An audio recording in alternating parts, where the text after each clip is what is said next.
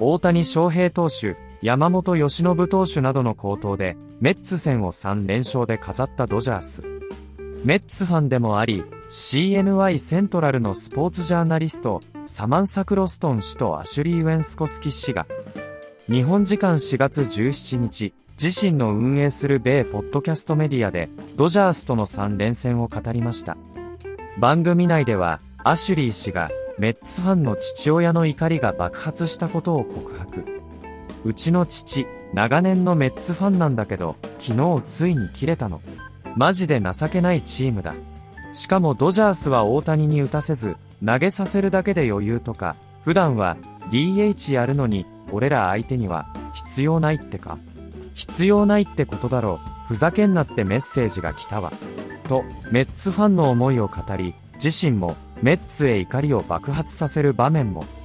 また、米番組、リードオフスポットでは、大谷選手の圧巻の投球、ドジャースの強さについても取り上げていました。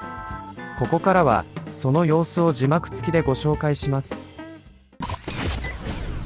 You heard sound there from Dave Roberts talking about how lifey Shohei Ohtani was yesterday. That means that extra giddy up on his stuff, that extra movement late as it's coming home. Will Ireton also translating for Shohei Ohtani, talking about his fastball.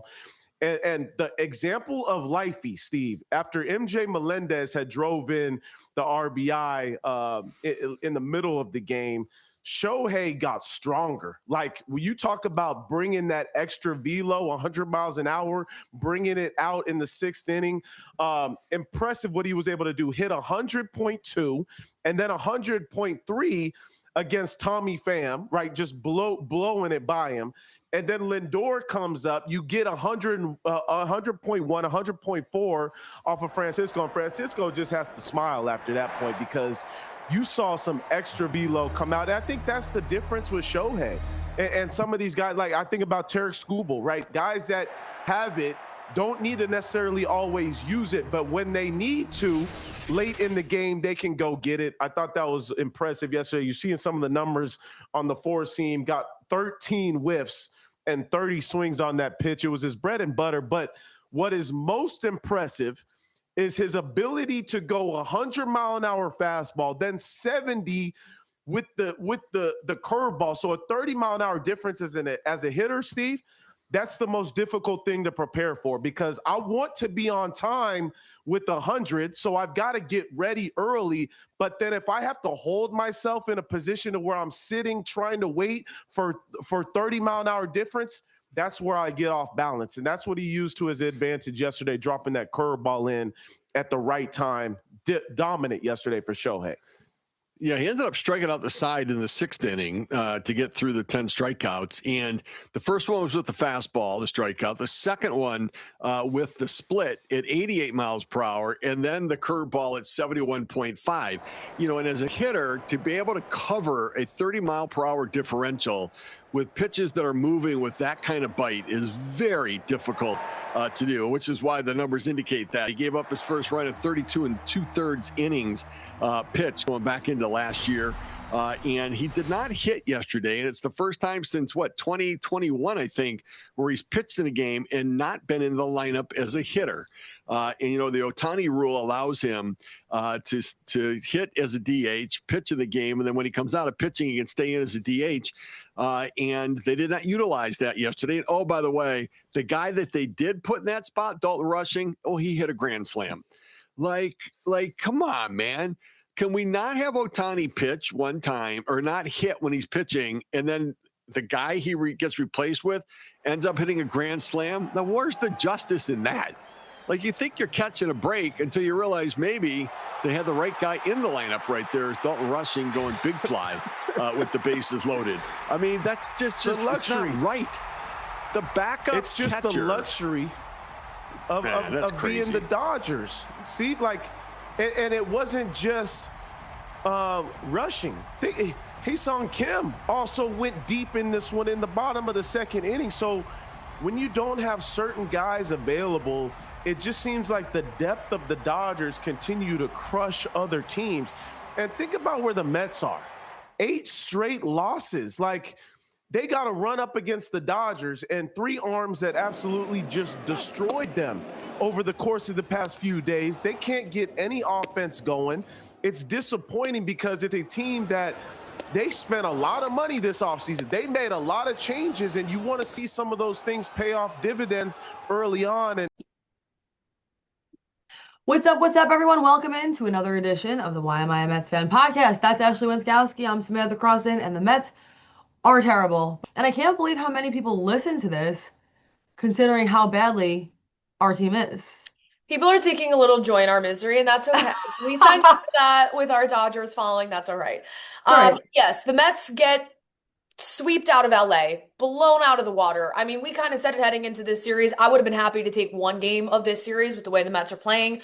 Unfortunately, that was not even possible. They lost last night in a game that was 8-2 loss to the Dodgers, and it just shouldn't have been like that. We're going to get into it right now, but how the score ended up 8-2 in that game, I'm still trying to wrap my head around. Me too. And you want to know the funny thing, and I don't know if you're going to agree with this. Normally, I feel like I'd have more to say about an 8-2 loss, but honestly, all of those runs were, in my opinion, almost like garbage runs coming in garbage time because the Mets were going to lose either way. I'm not even that mad that the score was 8-2. I'm mad that it seems like once the Mets get behind, which feels like every night, there's no way for them to recover. Like, they just don't win games. Like, the score matters less to me right now than the deep-rooted not winning issues. If you're a Mets fan or if you're a Dodgers fan, like, just open question to the group. Did you at any point in this series, one time, feel like the Mets were going to win whatever game they were playing? I think the answer to that is no. Even when it was a close game last night, you sort of knew something was going to happen. You knew the spark wasn't there. But the Mets and the Dodgers, first of all, we know, right? This was like the marquee matchup last year, stemming from the 2024 NLCS. We know that quite well. How that was only 2 years ago that these teams were super competitive and neck, I have no idea, because it feels like watching them on the screen right now, we're light years away from that. Beyond that, these are the two teams, we said it at the start of this series, with the highest payroll in baseball. This was the record-breaking, the most expensive baseball series ever in the history of Major League Baseball with these two payrolls. Dodgers is slightly higher, maybe like 15, 20 million, but all things considered, very similar payrolls in the $400 million range. How on God's green earth are the Dodgers putting out that product with their $400 million, and the Mets have Brett Baty batting third in a game you have to win with their $400 million? Now, you can get into the nuances of it. Evan and Tiki went down a whole road of who they're paying. Essentially, there's like $100 million wasted on the books. Frankie Montas is getting $17 million. Jorge Polanco, Marcus Semien, guys that haven't been producing are getting too much money. You're paying Sean Manaea $25 million to be a long reliever, and he hasn't even done that. And that all leads you to a bigger, broader scale issue. Listen, we can talk about Carlos Mendoza, and honestly, if this keeps up, Carlos Mendoza is going to deserve to be fired. But what are we doing with David Stearns? It is time to have a David Stearns discussion, I fear. I actually, let's have a DSD. Let's get into it. No, I actually feel the exact same way, because all right, let's back up. Let's just back up for a second. I agree with you to say if you really zoom in to the on-field performance, you're going to see a few things. You're going to see the fact that the Mets are not getting hits, nevertheless scoring. They had 5 hits last night in the game against the Dodgers where Shohei Ohtani was pitching. In the entire series, they had 12 hits. Baseball is a slow game. Not that slow. Again, Shohei Ohtani, we all know what kind of pitcher he is. The man that you are, Shohei. Congratulations. You are impossible. But this is continuous. This is recurrent. It's happening against different pitches. They're in a big time hitting slump. So it wouldn't even matter if the pitchers were doing well, but they're not. But the bullpen's having big issues. You knew pitching was the problem last year. You brought in a grand total of one guy for the rotation this offseason in Peralta, and right now, obviously, like, the immediate urgency is the hitting. They can't hit. But regardless, this broader conversation of does David Stearns know what he's doing, I think you're going to really start to see that hit a fever pitch. I mean, no doubt about it. No doubt about it. Especially because, listen, it's funny. Like a few things, I just look at the things we're saying and I'm like, that is a little bit funny. Like, I do feel like not 2 days ago, we were like, it's April 14th. Now we're like, it's April 16th. Everything is falling apart. It sucks.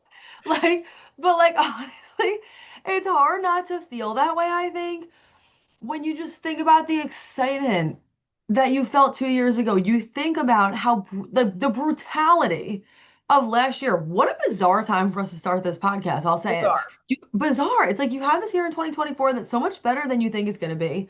A year in 2025 that is significantly worse than you thought it was going to be. Worst case scenario, worst thing possible. Would have been better if they didn't make it and they were like 20 games away. Like it was actually worse because of the way that it ended. Very heartbreaking, very gut-wrenching. And it's hard. I don't envy the position that David Stearns is in because when the season ended last year, how quick were we in all of New York media to be like, something's got to change? Is this guy seriously going to do the same thing again? He's a psycho. He's a psychopath if he thinks that he's going to be able to do all the same things and get a different outcome, right? But the thing is, he reinvented the wheel so much that it's kind of hard to not think, what if? I feel like even then we sort of thought, wow, these were some big moves. These were some risky moves. Like if it all works out, he is going to be a hero because he did something that a lot of people wouldn't have had the guts to do.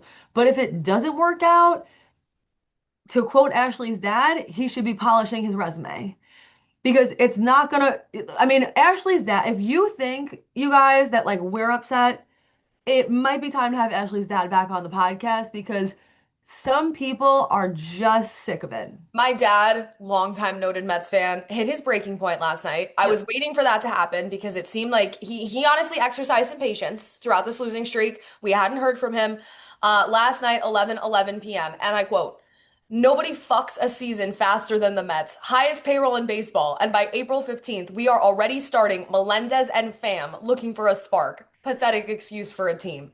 And the Dodgers insult us by just letting Ohtani pitch and not hit. He's the DH every time he pitches, but not against us. Not needed, period.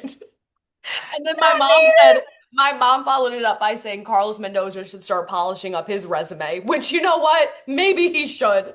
Carlos Mendoza, we might want to fire up that resume file. Because listen, David Stearns is at the top of my hit list right now for just how some things have not transpired, not worked out. We're crafty, we're creative, we're a genius. The genius is not panning out. We didn't even get into game 2 of the series, which was actually the only time we had a flicker of hope. Nolan McLean goes out there and looks like Tom Seaver against Yamamoto, who also, of course, threw a great game. Great pitchers duel, phenomenal baseball game. You and I were sitting at work Tuesday night. Okay, is Nolan McLean, he's at like 94, 95 pitches. Is he going to come out for the 8th? In a game like that, I hate to say it, I know you got to protect your young guys and like get away from injury. Put Nolan McLean out there for the 8th inning because Carlos Mendoza yanked him. Brooks Raley came in, who actually has been decent and has been one of their better relievers. He had a bad night. Raley comes in. The wheels fall off the bus. The Mets lose. A game that they certainly could have won. Like, I do think, unfortunately, it's high time. You're going to have to start to look at some of these decisions because the decisions are piling up to a really bad situation. It's a multifaceted problem. And I texted you during that Nolan McLean game. I honestly feel for the guy. I know that he's going to go out there after the games and be like, well, it's a team mentality and all I want to do is win for the team and I need to be better. But like, honestly, it was a great game. He pitched a great game. That's not the first time that's happened and the Mets have still lost. Like, it upsets you when Nolan McLean, frankly, has been the best pitcher that they've had all season and they continuously blow it when he's on the mound.